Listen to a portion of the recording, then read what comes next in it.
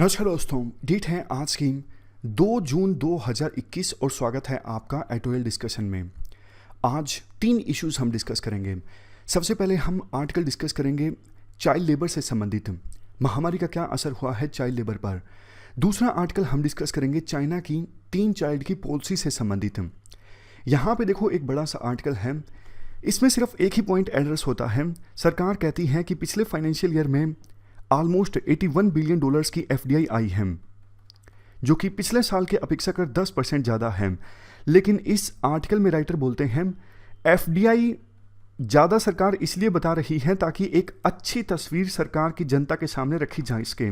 Otherwise जो $81 billion की FDI receive हुई है, ये सारी FDI नहीं है, इसमें FII भी है, फॉरेन पोर्टफोलियो इन्वेस्टमेंट। फ़र्क क्या होता है? देखो, FDI जब आती है तो देश में फैक्ट्रीज लगती हैं, एम्प्लॉयमेंट की अपॉर्चुनिटीज जनरेट होती हैं। ये FII तो सिर्फ शेयर मार्केट में इन्वेस्ट करते हैं, जैसे ही उनको प्रॉफिट मिलता है ये अपने पैसे निकाल के ले जाते हैं। FDI लंबे समय तक देश में रहती है, लोगों के इनकम लेवल पर अच्छा इंपैक्ट डालती है।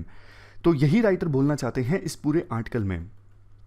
एक तीसरा आर्टिकल हम डिस्कस करेंगे, वो किससे संबंधित है? वो सेडिशन से संबंधित आर्टिकल है। इशू पुराना है लेकिन डिस्कस करेंगे। अब एक क्वेश्चन मैं आपसे पूछता हूं, ये क्वेश्चन यूपीएससी के द्वारा एथिक्स में पूछा जा सकता है। वैक्सीनेशन अभी चल रहा है ना सिर्फ इंडिया में, पूरे वर्ल्ड में कोविड-19 से प्रिवेंशन के लिए।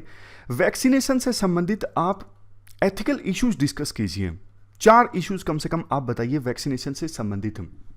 कुछ पॉइंट्स मैं आपको बताता हूं, कुछ पॉइंट्स आपके भी माइंड में चल रहे होंगे जो आप अपने आंसर्स में लिखना चाहते हो। जैसे देखो, सबसे पहला और ऑब्वियस एथिकल इशू जो आपके दिमाग में आता है वो तो यही है, डेवलप कंट्रीज ने बड़ी संख्या में वैक्सीन की होर्डिंग कर ली है। अब जैसे यूएसए का एग्जांपल लीजिए, इतनी यूएसए की पॉपुलेशन नहीं है यूएस यूके की जितनी उन्होंने वैक्सीन अपने देश में जमा करके रख ली है।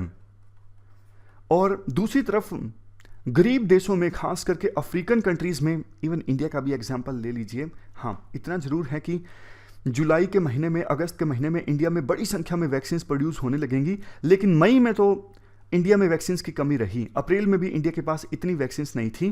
तो एक तरफ जहां डेवलप कंट्रीज ने वैक्सीन इतनी ज़्यादा जमा करके रख ली है, उतनी वैक्सीन की उन्हें आवश्यकता ही नहीं है। दूसरी तरफ गरीब देशों में, अफ्रीका के कंट्रीज में वैक्सीन है ही नहीं। तो ये कितना एथिकल है?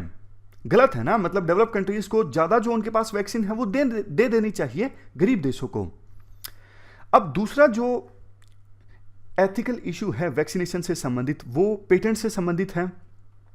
भाई, इस मुश्किल की घड़ी में जहां इतने सारे लोगों की जानें जा रही हैं कोविड-19 की वजह से, ये जो बड़ी बड़ी कंपनीज हैं जिन्होंने वैक्सीन डिस्कवर की है, वैक्सीन बनाई है, ये अपने पेटेंट राइट्स को छोड़ने के लिए तैयार नहीं हैं। ये बात इन पे भी लागू होती है और डेवलप कंट्रीज पे भी लागू होती है। ये कितना एथिकल है पैसे कमाना इस मुश्किल की घड़ी में। इवन इसी से जुड़ा जो नेक्स्ट एथिकल इशू है, जो बार बार एक आरोप लगता है कि सीरम और भारत बायोटेक जैसी कंपनीज हैं, इन्होंने मतलब इतने ज़्यादा दाम रख दिए हैं अपनी वैक्सीन की, क्या ये एथिकल है? जैसे सेंट्रल गवर्नमेंट को वैक्सीन दी जा रही है इनके द्वारा 150 रुपये में, लेकिन स्टेट गवर्नमेंट्स के लिए अलग दाम। जबकि जो पूना वाला है, उन्होंने अपने एक इंटरव्यू में एक बात बोली थी कि हम सेंटर को 150 रुपये में वैक्सीन दे रहे हैं, उसमें भी हमें प्रॉफिट तो हो रहा है लेकिन इतना ज़्यादा नहीं। तो क्या इस मुश्किल की घड़ी में प्रॉफिट पे ध्यान देना चाहिए या फिर लोगों की जानें बचाने पर फोकस करना चाहिए? ये एक एथिकल इशू है। सॉरी, नेक्स्ट एथिकल इशू ये है कि वैक्सीनेशन में प्रायोरिटी किसको दी जाए?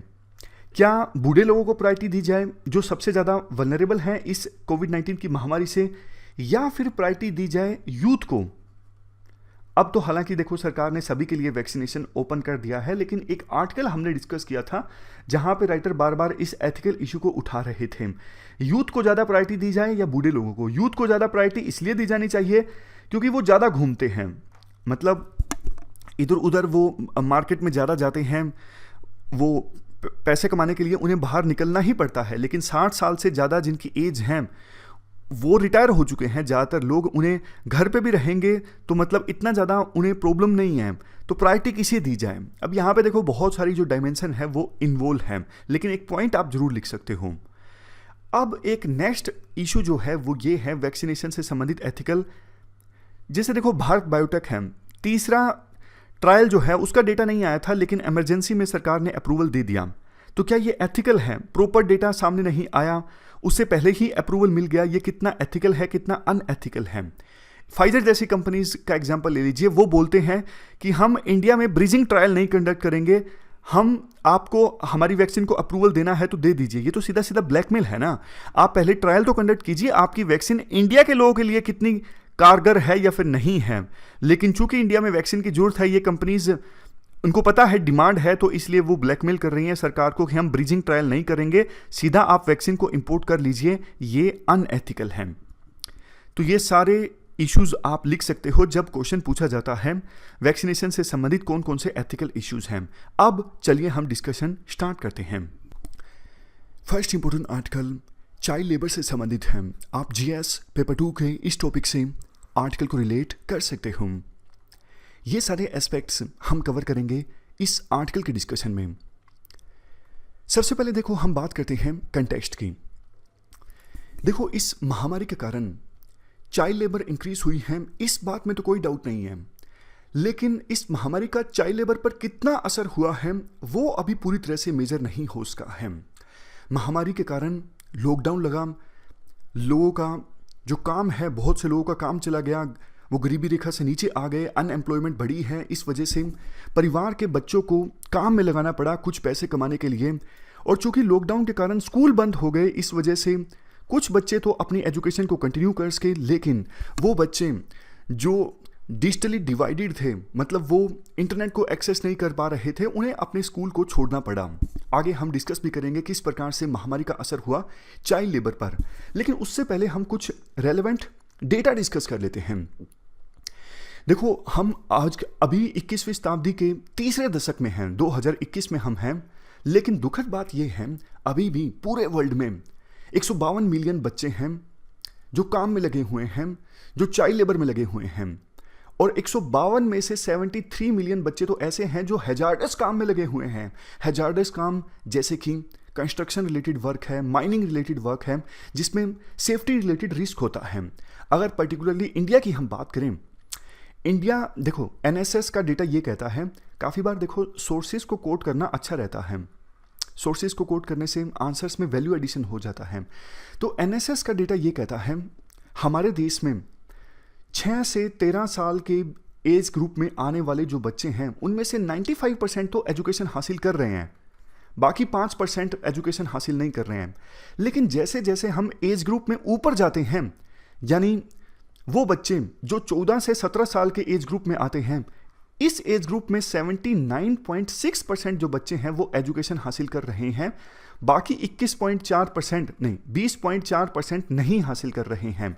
तो इसका मतलब तो देखो सीधा सीधा ये है ना, जैसे ही हम एज ग्रुप में ऊपर बढ़ते हैं, काम करने वाले बच्चों की संख्या इंक्रीज हो जाती है, इसलिए वो एजुकेशन हासिल नहीं कर पाते।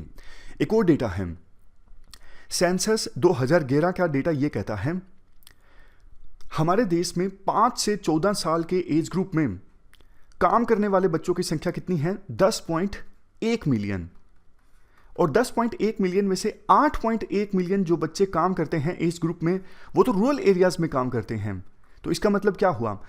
शहरों में चाइल्ड लेबर का जो फेनोमेनन है थोड़ा कम है, गांव में ज़्यादा है। और 8.1 मिलियन जो ये गांव में बच्चे काम करते हैं ना, इनमें से 26% तो कल्टीवेटर के तौर पे काम करते हैं और 32.9% एग्रीकल्चर लेबरर के तौर पे, यानी खेत में मजदूर के तौर पर। इसके बाद हम ट्रेंड की बात कर लेते हैं। चाइल्ड लेबर से संबंधित ट्रेंड क्या है पिछले कुछ सालों में?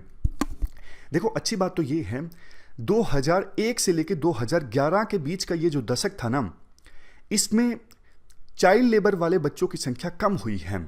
और इसके लिए गवर्नमेंट की पॉलिसीज़ को भी श्रेय जाना चाहिए, ये पॉजिटिव चीज़ है।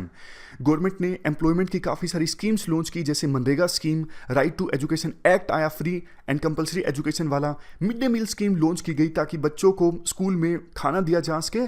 इसके साथ साथ सरकार का एक प्रोजेक्ट है नेशनल चाइल्ड लेबर प्रोजेक्ट।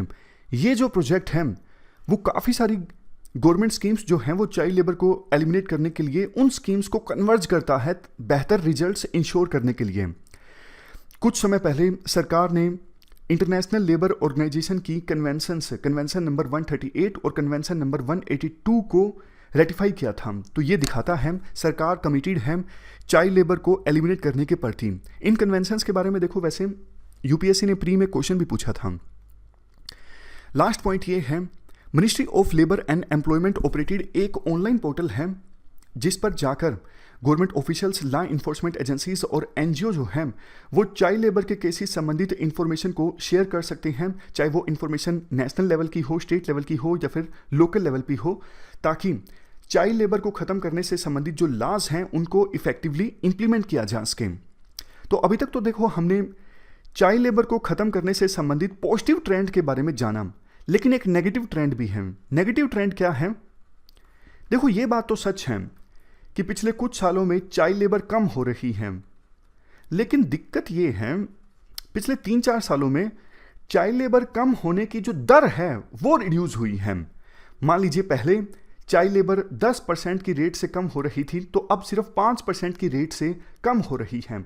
तो रिडक्शन रेट में कमी आई है, ये एक चिंता का कारण है।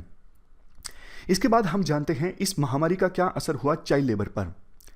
सबसे पहला पॉइंट है इकोनॉमिक सिक्योरिटी से संबंधित। जैसा हमने शुरुआत में इंट्रोडक्शन में भी डिस्कस किया था, लॉकडाउन लगने की वजह से बहुत से परिवारों का जो इनकम लेवल है वो कम हो गया, खास करके डेली वेजर्स का, जो डेली कमाते डेली खाते हैं, लॉकडाउन की वजह से वो बाहर नहीं जा सके काम करने के लिए।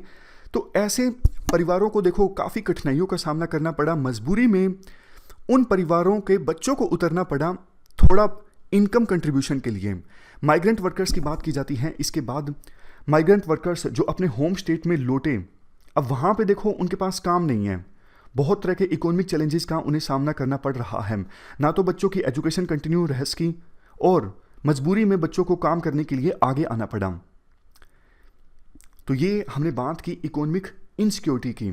लॉकडाउन की वजह से, महामारी की वजह से इकोनॉमिक सिचुएशन जो है बहुत से परिवारों की खराब हो गई, इस वजह से चाइल्ड लेबर का फेनोमेनन इंक्रीज हो गया।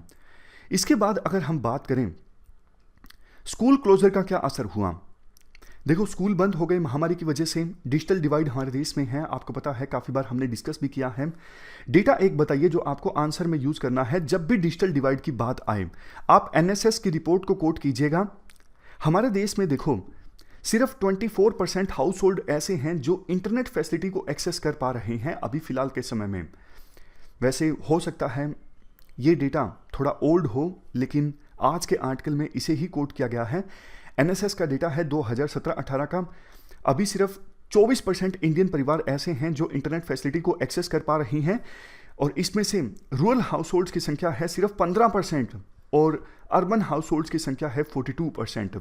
एक और डेटा है, ये असर यानी annual status of educational report का है। ये रिपोर्ट हाईलाइट करती है, ये जो लॉकडाउन का समय था ना, इसमें देखो सरकार ने आदेश दिया विभिन्न स्कूल्स को कि आप ऑनलाइन एजुकेशन देना जारी रखो। तो सिर्फ 33% बच्चे ऐसे हैं जिनको टीचर्स से कुछ ना कुछ कंटेंट मिला डिजिटल मीडियम में। तो सोच के देखिए डिजिटल डिवाइड हमारे देश में कितना ज़्यादा है। अब गरीब परिवारों के बच्चों पर सबसे ज़्यादा बुरा असर पड़ा लॉकडाउन का, क्योंकि वो अपनी एजुकेशन कंटिन्यू नहीं कर सके, उनके पास इतने रिसोर्सेज नहीं थे एजुकेशन ऑनलाइन माध्यम में कंटिन्यू करने के लिए। इसके बाद देखो बात की जाती है वे फॉरवर्ड की। राइटर कहते हैं चैलेंजेस तो बहुत हैं, लेकिन अगर सही कमिटमेंट हो वेरियस स्टेक होल्डर्स की तरफ से और सही पॉलिसीज अगर लॉन्च की जाए तो चाइल्ड लेबर को हम खत्म कर सकते हैं। चाइल्ड लेबर को खत्म करने के लिए पार्टनरशिप चाहिए, कोलैबोरेशन चाहिए वेरियस स्टेक होल्डर्स के बीच। और वेरियस स्टेक होल्डर्स कौन हैं चाइल्ड लेबर को खत्म करने के लिए? सरकार सबसे बड़ी स्टेक होल्डर है, उसके बाद एम्प्लॉयर, उसके बाद trade union, community based organisations, child labour वाली फैमिलीज, सिविल सोसाइटी, आप लोग, हम सब लोग अपनी भूमिका अगर निभाएं तो चाइल्ड लेबर को खत्म किया जा सकता है। सस्टेनेबल डेवलपमेंट गोल से आपको लिंक करना है। जब भी आप किसी सोशल एविल के बारे में लिखो तो यहाँ पर आप बताइए कौन सा सस्टेनेबल डेवलपमेंट गोल जो है वो चाइल्ड लेबर से संबंधित है। सस्टेनेबल डेवलपमेंट गोल 8.7 ये जो है वो चाइल्ड लेबर से संबंधित है। तो वेरियस कंट्रीज को भी आपस में पार्टनरशिप इस्टेब्लिश करनी होगी ताकि इस चाइल्ड लेबर को पूरी तरह से ख़त्म किया जा सके। लास्ट में कंक्लूजन की अगर बात करें, देखो यूएन डिक्लेरेशन ऑफ 2021 जो है वो है take action against child labour. तो वही बात वेरियस स्टेक होल्डर्स को आगे आना होगा।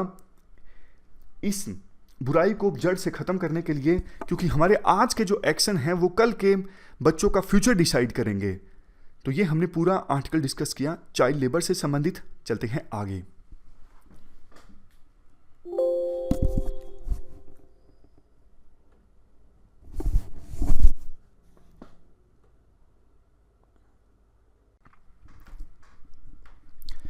नेक्स्ट आर्टिकल चाइना की 3 चाइल्ड पॉलिसी से संबंधित है।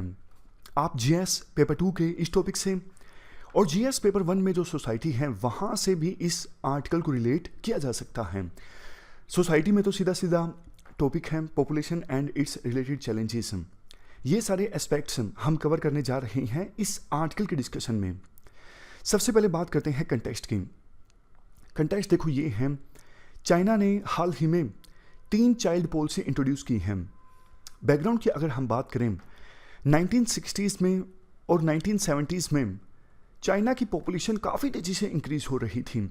इसलिए चाइना में कम्युनिस्ट पार्टी ने ये डिसीजन लिया, अगर देखो इसी प्रकार से पॉपुलेशन इंक्रीज़ होती रही तो पॉपुलेशन एक्सप्लोजन हो जाएगा, चाइना में गरीबी काफ़ी ज़्यादा आ जाएगी, इकोनॉमिक ग्रोथ रेट प्रभावित होगी और रिसोर्सेज का अभाव हो जाएगा। तो इन परिस्थितियों को देखते हुए 1979 में चाइना ने 1 चाइल्ड पॉलिसी को इंट्रोड्यूस किया। 1 चाइल्ड पॉलिसी के तहत काफ़ी सारे स्टेप्स लिए गए। एक तो देखो सबसे इंपॉर्टेंट स्टेप ये, जो वो कपल जो एक से अधिक बच्चा पैदा करते हैं उनके ऊपर काफ़ी तरह के इकोनॉमिक सैंक्शंस लगाए गए थे, जैसे जॉब ना लगना, स्कीम्स का लाभ ना मिलना, फाइन लगाना, ऐसी चीज़ें। इसके अलावा फैमिली प्लानिंग के बारे में काफ़ी अवेयरनेस फैलाई गई चाइना की सरकार के द्वारा, कॉन्ट्रासेप्टिव्स आसानी से अवेलेबल करवाए गए। तो इसका असर क्या हुआ? देखो इसका असर ये हुआ कि चाइना में फर्टिलिटी रेट काफ़ी कम हो गई। चाइना में फर्टिलिटी रेट हुआ करती थी 2.79, कब? 1979 में। और 2018 में चाइना में फर्टिलिटी रेट घट के हो गई है 1.69। मतलब जैसा चाइना की सरकार चाहती थी वैसा ही हुआ। लेकिन देखो चाइना की 1 चाइल्ड पॉलिसी के तहत काफ़ी सारे क्रिटिसिज्म भी जुड़े हुए हैं। सबसे पहला क्रिटिसिज्म तो ये है, ब्रूटल टैक्टिक्स का इस्तेमाल किया गया चाइना की सरकार के द्वारा। जैसे देखो फोर्सफुली एबॉर्शन करवा दिया गया काफ़ी सारी महिलाओं का, स्टेरिलाइजेशन भी फोर्सफुल करवाया गया। ये भी आरोप लगता है कि चाइना में जो अमीर लोग हैं वो तो देखो फाइन भर देते हैं, अब उन्हें तो वेलफेयर स्कीम्स का लाभ चाहिए नहीं। अगर चाइना की सरकार फाइन भी लगाती है तो वो फाइन भर देते थे, उनके पास पैसा था। तो चाइना के जो अमीर लोग हैं वो तो एक से अधिक बच्चे पैदा कर पाए, लेकिन चाइना की 1 चाइल्ड पॉलिसी का सबसे ज़्यादा बुरा असर हुआ गरीब लोगों पर। नेक्स्ट क्रिटिसिज्म ये है, देखो ये जो बच्चे पैदा करने की लिमिट लगाना यानी 1 चाइल्ड पॉलिसी, इसकी सहायता से चाइना ने सोसाइटी को कंट्रोल किया, ये भी आरोप लगता है। नेक्स्ट, चाइना में जो सेक्स रेशियो है अब काफ़ी ज़्यादा स्क्यूड है। पैट्रियार्की देखो चाइना में भी है, वहाँ भी मेल चाइल्ड की चाहत ज़्यादा है as comparison to female child. तो बहुत बार ऐसा भी देखने को मिला कि चोरी छुपे कपल्स ने बच्चा पैदा किया, लेकिन फीमेल चाइल्ड थी इस वजह से उसको छोड़ दिया गया। तो अभी ज़्यादा मेल हैं और फीमेल कम हैं, जैसा फेनोमेनन इंडिया में देखने को मिलता है ठीक वैसा ही चाइना में भी देखने को मिलता है। और इसका एक मेजर रीजन रिस्पॉन्सिबल है 1 चाइल्ड पॉलिसी। और देखो एक चीज़ ये भी हुई, बहुत से कपल्स ने चूंकि फीमेल चाइल्ड को छोड़ दिया, अपनाया नहीं, तो बहुत से जो फीमेल चाइल्ड्स थे वो अनाथ हो गए। और ऐसे अनाथ फीमेल चाइल्ड्स की संख्या चाइना में काफ़ी ज़्यादा है। लास्ट पॉइंट ये दिया जाता है, देखो 1 चाइल्ड पॉलिसी की वजह से चाइना में अब वर्किंग एज पॉपुलेशन काफ़ी कम है और इससे चाइना की इकोनॉमी पर काफ़ी प्रतिकूल यानी एडवर्स इम्पैक्ट पड़ सकता है। ये हमने कुछ क्रिटिसिज्म डिस्कस किए। अब हम ये डिस्कस करते हैं कि 1979 में तो चाइना की 1 चाइल्ड पॉलिसी आई थी। इसके बाद चाइना को लगने लगा, पहले से ही चाइना को आभास हो गया था 2010 के आसपास कि अब 1 चाइल्ड पॉलिसी से नुकसान होने वाला है, क्योंकि फर्टिलिटी रेट काफ़ी कम हो गई थी, वर्किंग एज पॉपुलेशन चाइना में काफ़ी कम हो गई थी। तो 2013 में चाइना ने एक प्रोविज़न ये किया कि वो पेरेंट्स, माता या पिता जो अपने पेरेंट्स के 1 चाइल्ड थे, मान लीजिए ए बी, ये दोनों पेरेंट्स हैं, अब इनको बच्चे पैदा करने हैं, ए या बी यानी हस्बैंड या वाइफ में से दोनों में से कोई भी अगर अपने पेरेंट्स के ओनली 1 चाइल्ड थे तो ऐसे कपल 2 बच्चे पैदा कर सकते हैं। यह प्रोविजन चाइना ने किया था 2013 में। 2015 में तो चाइना ने पूरी तरह से 1 चाइल्ड पॉलिसी को खत्म कर दिया और 2 चाइल्ड पॉलिसी चाइना लेकर आया। इसके बाद 6 साल बाद अब चाइना 3 चाइल्ड पॉलिसी लेके आया है। लेकिन क्वेश्चन ये उठता है कि पास्ट में 2013 में और 2015 में जब चाइना ने अपनी 1 चाइल्ड पॉलिसी को रिलैक्स किया, क्या इसके पॉजिटिव परिणाम देखने को मिले? क्या चाइना की पॉपुलेशन इंक्रीज होने लगी? इसका आंसर है नो। सबसे बड़ा जो फैक्ट है वो तो देखो ये है, 2019 में चाइना में कितने बच्चे पैदा हुए? सिर्फ 1.2 करोड़। और जबकि 2018 में चाइना में बच्चे पैदा हुए थे 1.465। तो लगातार चाइना में पैदा होने वाले बच्चों की संख्या जो है वो कम हो रही है। फर्टिलिटी रेट जैसा हमने डिस्कस किया 1.3 हो चुकी है, और 2030 के बाद चाइना की जो पॉपुलेशन है वो कम होना स्टार्ट हो जाएगी बजाय के बढ़ने के। ये अपने आप में चाइना की सरकार के लिए बहुत ज़्यादा चिंता का कारण है। कहा यह जा रहा है यूएन के द्वारा कि 2025 आते आते चाइना से मोस्ट पॉपुलस कंट्री का टैग छिन जाएगा और ये टैग आ जाएगा इंडिया के सर। मतलब इंडिया सबसे ज़्यादा पॉपुलेशन वाला देश बन जाएगा 2025 आते आते। इवन कुछ एक्सपर्ट्स तो ये भी बोलते हैं 5 साल इंतजार, 4 और साल इंतजार करने की आवश्यकता है ही नहीं, 1-2 साल बाद ही इंडिया वर्ल्ड में सबसे ज़्यादा पॉपुलेशन वाला कंट्री बन जाएगा। एनिमेशन गड़बड़ हो गया। तो इसके बाद अब हम बात करते हैं चाइना ने 1 चाइल्ड पॉलिसी को डिसकंटिन्यू क्यों कर दिया। ऑलरेडी वैसे हम डिस्कस कर ही चुके हैं, क्योंकि इकोनॉमिक ग्रोथ रेट चाइना के प्रभावित हो रही थी, काम करने वाले मजदूर नहीं मिल रहे हैं चाइना में, और सेक्स रेशो काफ़ी ज़्यादा स्क्यूड हो गया है। डेमोग्राफिक स्ट्रक्चर जो है चाइना का वो काफ़ी ज़्यादा प्रभावित हुआ है, काफ़ी ज़्यादा गड़बड़ा गया है। इसी वजह से चाइना ने अब 3 चाइल्ड पॉलिसी को इंट्रोड्यूस किया है। ये देखिए वही सारी चीज़ें हैं। एक फैक्ट जो पहले नहीं आया, 2020 में चाइना में कितने बच्चे पैदा हुए? 12 मिलियन, यानी 1 करोड़ 20 लाख। ये देखो 1961 के बाद से ही सबसे ज्यादा कम है। अभी चाइना में ऐसे लोग जिनकी एज 60 या फिर 60 से ज्यादा हैं, ऐसे लोगों की संख्या है 264 मिलियन। यानी चाइना में 18.70% यानी 19% लोग तो ऐसे हैं जिनकी एज 60 साल या फिर इससे अधिक है।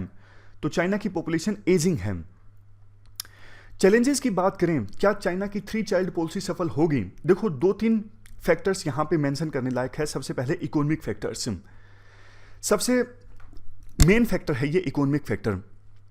देखो चाइना में, ना सिर्फ चाइना में बल्कि पूरे वर्ल्ड में कॉस्ट ऑफ लिविंग काफ़ी इंक्रीज हुई है, यानी रहने के लिए बड़ी कीमत लोगों को अब चुकानी पड़ती है। बच्चों का एजुकेशन, जो बूढ़े माँ बाप हैं उनकी देखभाल करना, तो काफ़ी जो चीज़ें हैं वो महंगी हैं।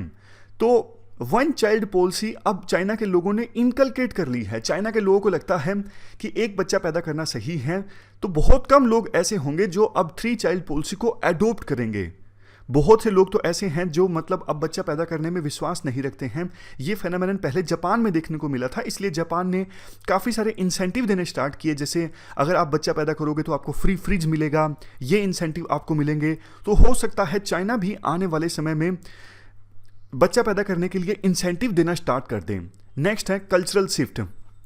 कल्चरल शिफ्ट मतलब यही चीज़, लोगों ने अब अपने कल्चर में इस चीज़ को इनकलकेट कर लिया है कि एक बच्चा पैदा करना सही है, इससे ज़्यादा बच्चा पैदा करना सही नहीं है।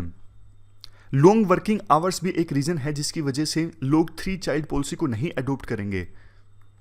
देखो एक चीज़ जो है ना वो वेस्टर्न कंट्रीज़ में देखने को मिली, इंडिविजुअलिज्म काफ़ी ज़्यादा है वेस्टर्न कंट्रीज़ में। तो जो लोग इंडिविजुअली सोचते हैं ना वो अपने परिवार पे ज़्यादा ध्यान नहीं देते, वो अपने पे ज़्यादा ध्यान देते हैं। इंडिया में ये चीज़ नहीं है। इंडिया में जो पेरेंट्स हैं ना वो बच्चों पे ज़्यादा ध्यान देते हैं, अपने आप को कुर्बान कर देते हैं बच्चों की परवरिश के लिए। लेकिन वेस्टर्न कंट्रीज़ में थोड़ा उल्टा है, वो अपने आप के बारे में ज़्यादा सोचते हैं और बच्चों के बारे में थोड़ा कम सोचते हैं। मतलब जनरलाइज नहीं कर सकते, लेकिन एक्सपर्ट्स इस चीज़ को मानते हैं कि वेस्टर्न कंट्रीज़ में इंडिविजुअलिज्म ज़्यादा है, खास करके इटली जैसे देशों में। इस वजह से वहाँ पे लोग कम बच्चे पैदा करते हैं, उनको लगता है बच्चों की परवरिश करनी पड़ेगी, इसलिए वो एंजॉय नहीं कर पाएंगे। कंक्लूजन में यह कहा जाता है कि आज देखो चाइना की जो मीडियन एज है वो है 38.8 और 2050 आते आते चाइना की मीडियन एज हो जाएगी 55 से लेकर 56 के बीच। इंडिया की मीडियन एज आज कितनी है? 29 साल। 2050 आते आते कितनी होगी? 38। यूएसए की मीडियन एज आज के समय में कितनी है? 38। 2050 आते आते यूएसए की मीडियन एज कितनी होगी? 44 से 45 के बीच। तो देखो, बहुत से लोग जो ये बोलते हैं कि इंडिया में भी 2 चाइल्ड पॉलिसी को अपनाने की आवश्यकता है चाइना की तरह, उनको इस बात से लेसन सीखने की आवश्यकता है। आज डेमोग्राफिक डिविडेंड इंडिया के पक्ष में है, इंडिया को इसे यूटिलाइज करना चाहिए। आने वाले समय में तो इंडिया में पॉपुलेशन वैसे भी कम होने वाली है, क्योंकि एजुकेशन लेवल लगातार बढ़ता जा रहा है और इंडिया में भी फर्टिलिटी रेट जो है वो लगातार कम हो रही है। तो इंडिया के पास ये जो डेमोग्राफिक डिविडेंड की खिड़की है ना, विंडो है, ये लगातार खुली नहीं रहने वाली है। सरकार को इस पर ध्यान देने की आवश्यकता है। जो चैलेंजेस आज के समय में चाइना फेस कर रहा है, इंडिया भी उन्हीं चैलेंजेस को आने वाले समय में फेस कर सकता है। इसलिए आप डेमोग्राफिक डिविडेंड का आज के समय में ज़्यादा से ज़्यादा इस्तेमाल कीजिए, ज़्यादा से ज़्यादा स्किल्स देके यूथ को। तो ये हमने पूरा इशू डिस्कस किया चाइना की 1 चाइल्ड पॉलिसी को ख़त्म करने से संबंधित, मतलब वो तो पहले ही ख़त्म हो गई थी। 3 चाइल्ड पॉलिसी को इंट्रोड्यूस करने से संबंधित। चलते हैं आगे। आप जीएस पेपर 2 के इस टॉपिक से और इवन जीएस पेपर 1 से भी इस आर्टिकल को रिलेट कर सकते हो।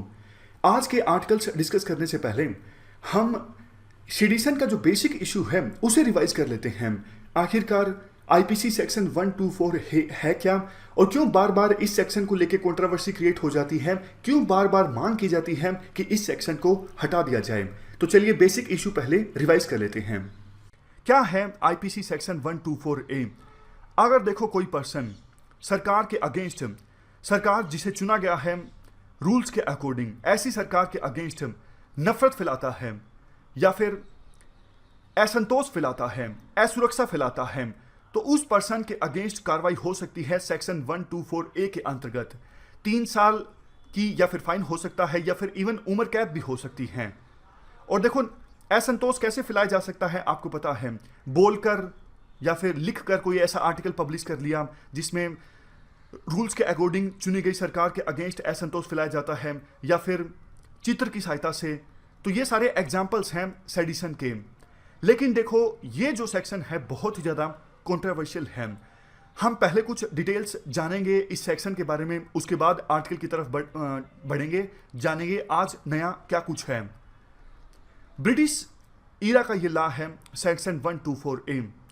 1860 में जब आईपीसी आई थी तो उस समय आईपीसी में सेक्शन 124A नहीं था, लेकिन बाद में ऐड किया गया 1870 में।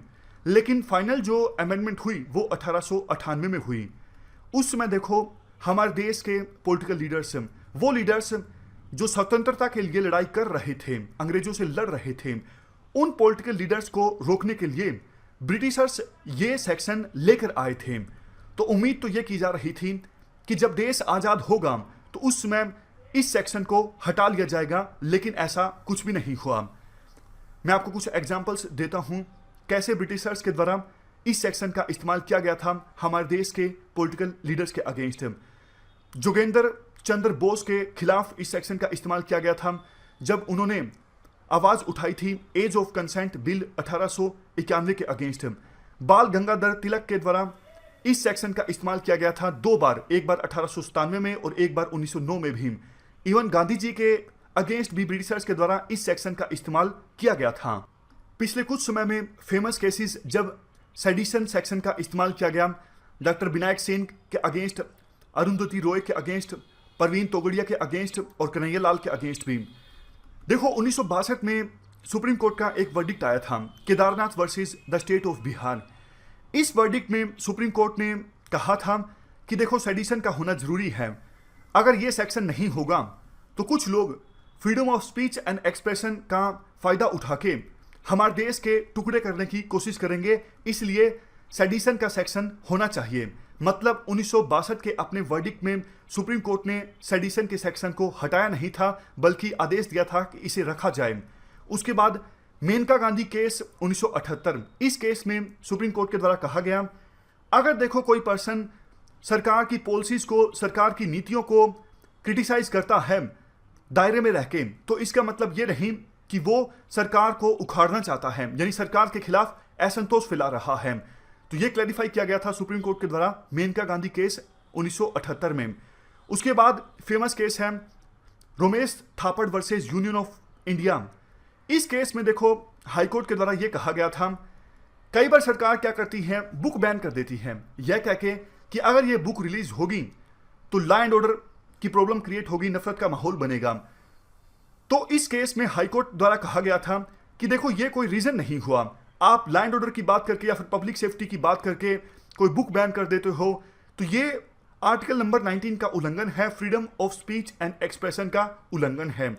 तो ये हमने कुछ फेमस केसेस की बात की, आप इन केसेस को इस्तेमाल कर सकते हो वैल्यू एडिशन के लिए अगर सेडिशन के बारे में यूपीएससी क्वेश्चन पूछती है। अभी कंटेक्स्ट ये है कि लॉ कमीशन 5 दशकों में यानी पिछले 50 सालों में ये तीसरा मौका होगा कि लॉ कमीशन के द्वारा विचार किया जाएगा कि सेक्शन 124A आईपीसी को हटाया जाए या फिर ना हटाया जाए। तो लॉ कमीशन के द्वारा अब सेडिशन यानी आईपीसी सेक्शन 124A से संबंधित इश्यूज को रखा गया है पब्लिक डोमेन में, ताकि पब्लिक अपनी राय रख के इस सेक्शन पे पब्लिक क्या चाहती है, ये सेक्शन हटना चाहिए या फिर नहीं हटना चाहिए। इससे पहले देखो 1968 में लॉ कमीशन के द्वारा इस सेक्शन को एनालाइज किया गया था। उस समय लॉ कमीशन ने कहा था कि नहीं, सेक्शन 124A को नहीं हटाना चाहिए। 1971 में एक बार फिर से लॉ कमीशन के द्वारा रिकमेंडेशंस दी गई, जिसमें उन्होंने कहा कि देखो सेडिशन 124A का जो दायरा है उसे एक्सपेंड कर दिया जाए। यहाँ हेडिंग में सीडेशन लिखा हुआ है, सेडिशन है, बेहोश थोड़ी ना करना है हमें।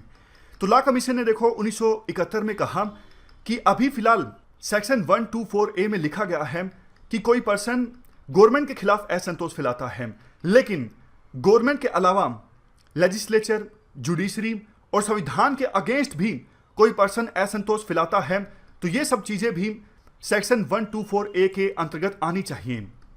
एक बात ये भी बोली गई थी 1971 की रिकमेंडेशंस में, सजा जो है उम्र कैद इसे घटा के 7 साल मैक्सिमम कर दिया जाए। तो ये रिकमेंडेशन थी 1971 की, लेकिन कुछ भी चेंज नहीं हुआ। लेकिन अब लॉ कमीशन के पास एक अच्छा मौका है सेक्शन 124A को हटाने के लिए रिकमेंडेशंस दी जाएं। देखो बहुत सारे आर्गुमेंट्स हैं जो कहते हैं कि सेक्शन 124A को हटा देना चाहिए। सबसे पहली बात तो यही है, ये वो एक्ट है जिसका इस्तेमाल ब्रिटिशर्स करते थे हमारे देश के पॉलिटिकल लीडर्स को उस समय दबाने के लिए। क्या ये उचित है कि आज भी वो सेक्शन चली आ रही है और इसे हटाया नहीं जाता? और देखो आश्चर्यजनक बात यह है कि अब यूके में इसी प्रकार का कोई सेक्शन नहीं है। 10 साल पहले ही यूके इस प्रकार के सेक्शन को अपने संविधान से हटा चुका है, तो इसलिए इंडिया को भी हटा देना चाहिए 124A। दूसरा आर्गुमेंट बहुत ज्यादा वाइड है, सेडिशन की जो डेफिनेशन है बहुत ज्यादा वाइड है। तीसरा आर्गुमेंट, बहुत बार देखो मिसयूज किया जाता है सरकार के द्वारा अपने विरोधियों को दबाने के लिए इस सेक्शन का। अगर कोई ऐसा पर्सन जो सरकार के खिलाफ बहुत ज्यादा बोलता है, इवन डिसेंट दबाने के लिए भी, चाहे किसी भी पार्टी की सरकार हो, वो इस्तेमाल करते हैं इस सेक्शन का। नेक्स्ट आर्गुमेंट, वैसे देखो सुप्रीम कोर्ट ने साफ तौर पे कहा था अगर कोई पर्सन वायलेंस को इंसाइट करे तभी आप इस सेक्शन का इस्तेमाल कीजिए, लेकिन लोअर लेवल पे जो पुलिस वाले होते हैं उनको इतनी ज्यादा नॉलेज नहीं होती, वो अंधाधुंध इस सेक्शन का इस्तेमाल करते हैं। जो फेमस लोग होते हैं अगर उनके खिलाफ इस प्रकार का केस दर्ज किया जाता है, वो मीडिया में आ जाता है, वो बच निकलते हैं। सोच के देखिए, काफी बार तो गरीब लोगों के खिलाफ भी पुलिस के द्वारा इस सेक्शन के अंतर्गत केस दर्ज कर लिया जाता है और उनको फंसाने की कोशिश की जाती है। और सबसे लास्ट में हमारा सदाबहार आर्गुमेंट, सेक्शन 124A आईपीसी जो है वो freedom of speech and expression को कर्व करने का काम करता है, यानी फंडामेंटल राइट जो है आर्टिकल 19 उसका उल्लंघन है। तो ये 5 आर्गुमेंट्स आप लिख सकते हो, लेकिन बैलेंस्ड रूप से लिखिएगा। इस प्रकार से हमने सेडिशन का जो बेसिक इशू है उसे डिस्कस कर लिया। 2 और केसेस का उल्लेख आप कर सकते हो जब भी सेडिशन के बारे में आपको कुछ लिखना है। Kedarnath versus state of Bihar, इस केस को तो हमने डिस्कस कर लिया।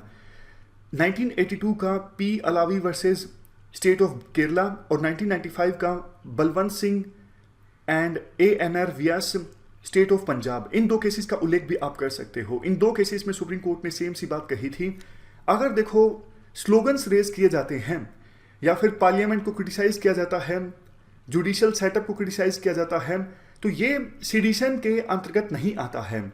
जैसे एग्जाम्पल के तौर पर हुआ क्या था, खालिस्तान जिंदाबाद के नारे लगाए गए थे, लेकिन उससे कोई वायलेंस जनरेट नहीं हुआ था।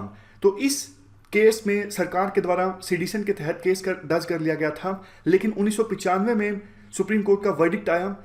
सुप्रीम कोर्ट ने अपने वर्डिक्ट में कहा खालिस्तान जिंदाबाद के नारे लगाए गए हैं, लेकिन उससे वायलेंस इंसाइट ना हुआ था, और ऐसा प्रतीत होता है ना ही उनकी ऐसी भावना थी कि वायलेंस इंसाइट हो। तो ये सेडिशन के तहत नहीं आएगा। आप सेडिशन चार्जेस के तहत इनको सजा नहीं दे सकते। तो इन दो केसेस का उल्लेख भी आप कर सकते हो, Kedarnath Singh versus state of Bihar case के अलावा। सुप्रीम तो ये हमने सेडिशन का पूरा इशू डिस्कस किया। कंक्लूजन में आर्टिकल के द्वारा यह बोला जाता है कि लॉ कमीशन के पास दो रास्ते हैं। एक तो सेक्शन 124A को और ज्यादा क्लैरिफाई किया जाए, ताकि जो पुलिस अथॉरिटीज हैं वो मिसयूज ना कर सकें इस सेक्शन का। सब कुछ साफ तौर पे लिखा होना चाहिए, कौन सी चीज सेडिशन के दायरे में आती है और कौन सी चीज नहीं आती है। अगर ऐसा नहीं किया जाता है लॉ कमीशन के द्वारा, तो इस सेक्शन को पूरी तरह से हटा दिया जाए। इस डिस्कशन में फिलहाल इतना ही है। Thank you very much for discussion.